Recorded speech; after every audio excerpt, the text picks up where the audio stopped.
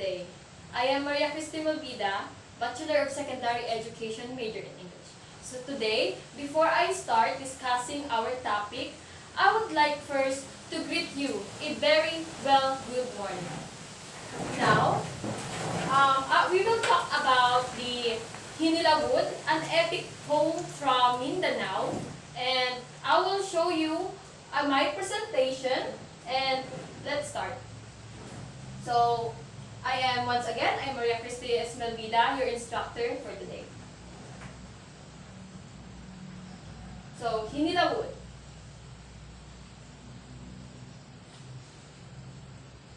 It is an epic poem, orally transmitted from early inhabitant of one piece called Sulud in central Panay. It was written by our inhabitant living in the mouth of Halawud River. So, the writer of this epic poem is living in Halawud River. It is also called Tales from the Mouth of the Halawud River. So it was originated to Halawud River, so people call it Tale from the Mouth of Halawud River. This is a 340 verse epic. It's chanted when performed and would take about 3 days when performed in its original form, making it one of the longest epic known. So it has 8,340 verse. It was so long that it cannot be chanted for almost 1 day only. So it takes the chanter to chant it for almost 3 days. So the author is Ethlenda Hocano. She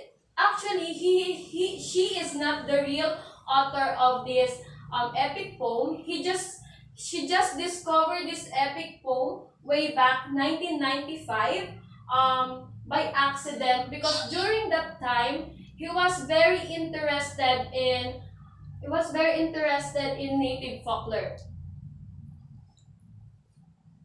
So next, settings.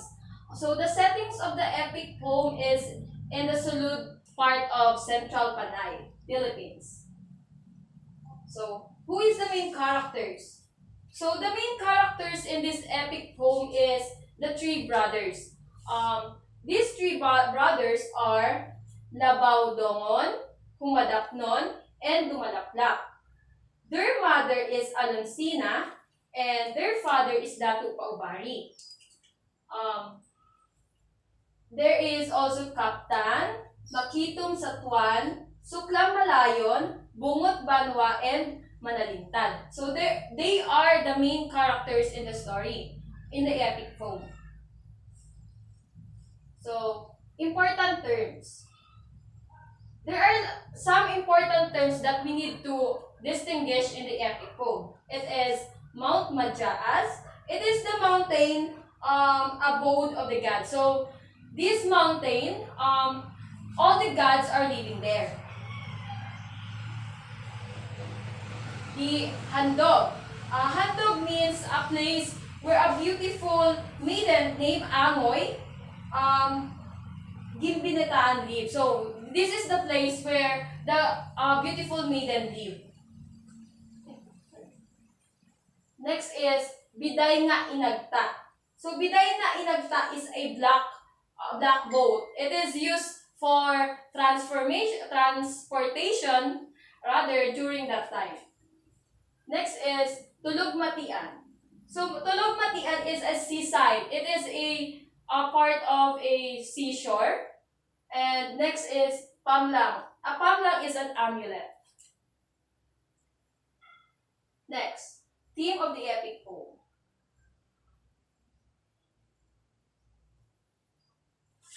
So that theme of the epic poem is Hinilawud is not just a literary piece, but also a information about culture, religion, and rituals of the ancient people of Sulud.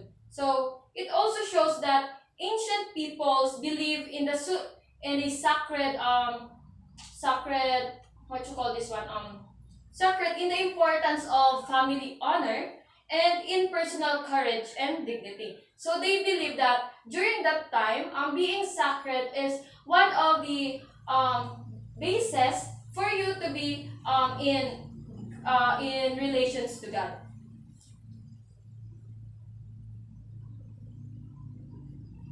So next is the summary of the epic poem. So um, the story starts in that they were in the settings of Sulud Panay.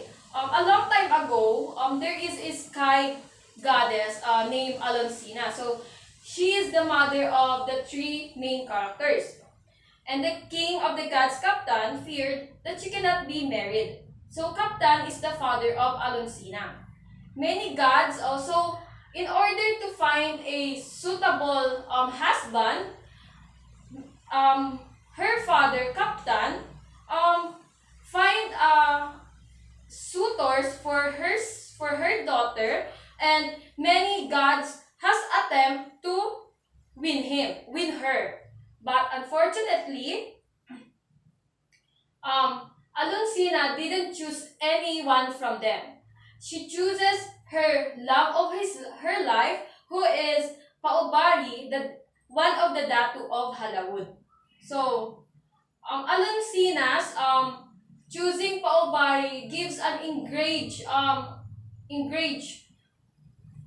or fear from anger from the gods that he did not choose. So that anger leads to giving her life a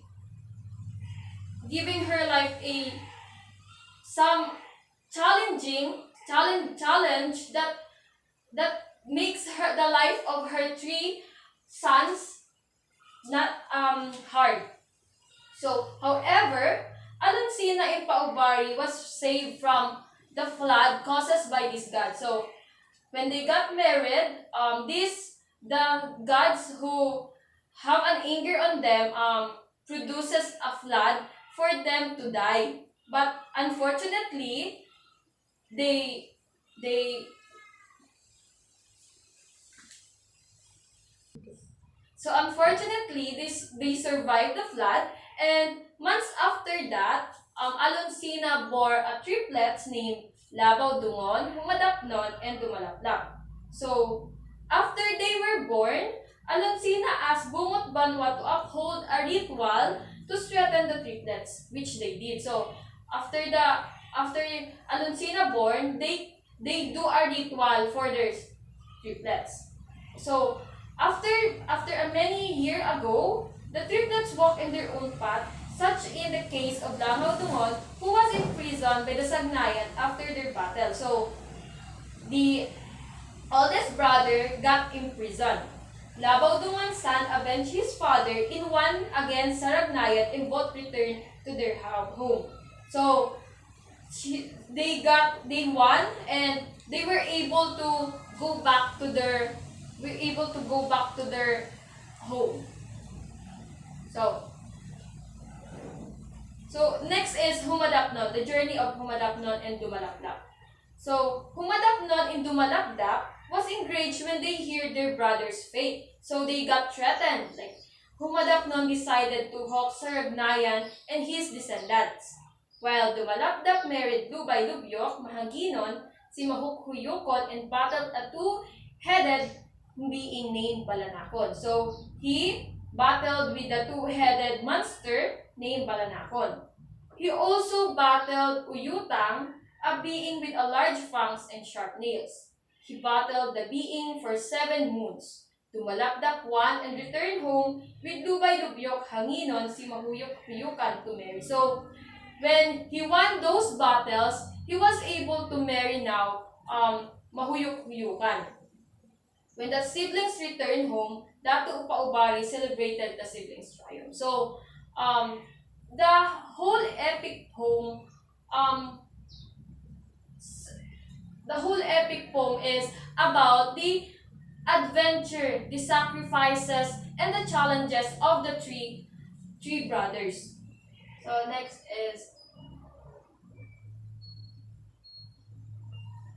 Moral lesson of the story.